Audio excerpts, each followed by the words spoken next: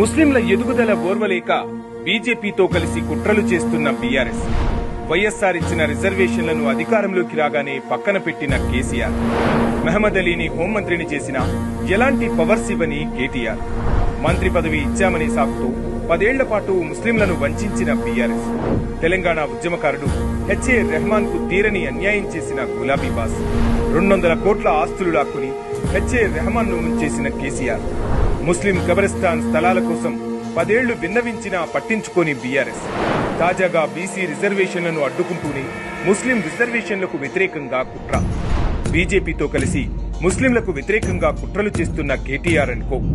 ఇప్పటికే ముస్లిం రిజర్వేషన్లు ఇస్తామని ప్రకటించిన కాంగ్రెస్ సర్కార్, షేక్పేటలో ముస్లిం కబ్రస్థాన్ కు 2800 గజాలు కేటాయించిన తెలంగాణ ప్రభుత్వం, రాష్ట్రంలో అన్ని వర్గాలకు ప్రాధాన్యమిస్తూ సంక్షేమ పాలన అందిస్తున్న